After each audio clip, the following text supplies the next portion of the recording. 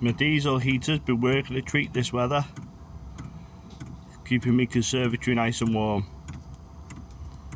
See the 12-volt supply, I've got it outside going into the conservatory, and then the exhaust from the other side of the wall. I'll show you where it goes in.